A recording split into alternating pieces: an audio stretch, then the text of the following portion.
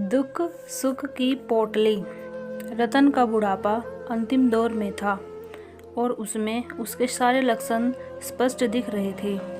आँख को ढिकती पलकें, चेहरे पर सिकुड़ी हुई झुर्री त्वचा, कमर मुड़ी हुई। अपने हाथ में लाठी लिए वह अपनी एक अलग पहचान बना चुका था। रतन की उम्र इतनी थी कि उसके बेटे बेटियों ने भी इस दुनिया को अलविदा कह दिया था। रतन अब खुद की उम्र का बोझ भी स्वयं उठाकर चलता था।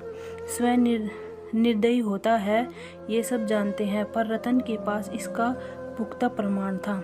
वह ऊपर वाले से हर पल यही कहता कि भगवान अब तो उठा ले, पर भगवान है कि उसकी पुकार सुनने का नाम ना लेते। रतन सवेरा होते ही अपने घर के दरवाजे पर रोज बड़ी मुश्किल से कटोरी लिए बैठ जाता।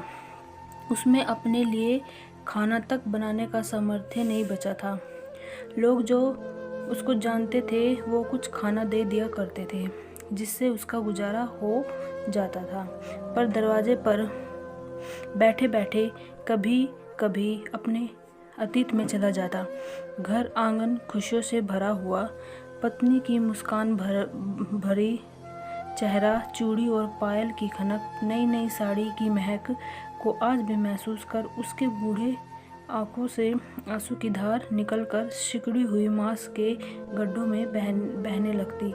मानो कोई नदी अपने जीवन संगनी को अपने सामने महसूस कर वह कहता, मीरा मुझे अकेला छोड़कर चल दी, साथ निभाने का वादा क्यों तोड़ दिया।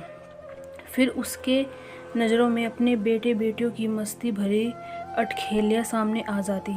कोई कहता पापा मेरे लिए मिठाई लाना, कोई कपड़े लाना, तो कोई कहता देखो ना पापा छोटू मुझे पीट रहा है। तब वह झूठ मूठ छोटू की पीठ को मारने का नाटक कर अपने ही हाथ को जोर से बजाते हुए कहता, ये ले इसे भी मार रहा हूँ, अब खुश होना। कोई कहता रामू ने मेरे खिलौने को ले लिया और दूसरा नया लाने को कहकर मनाया करता। वह सोचता जब दुनिया में कोई किसी का साथ नहीं दे सकता तो लोग दुनिया बसाकर दुख मेला क्यों लेते हैं। क्या क्या सोचकर वह जीवन को भाग दौड़ में बिता दिया। कभी फुर्सत से बैठकर बात भी नहीं की अपनी पत्नी और बच्चों से। उसे लगता कि ये सब तो उनके लिए ही कर रहा है ताकि उनका जीवन सुखमय हो, पर कौन सा सुख जब वो ही नहीं रहे। उनके रहते तो समय नहीं दिया, अब रोने से क्या फ़ायदा।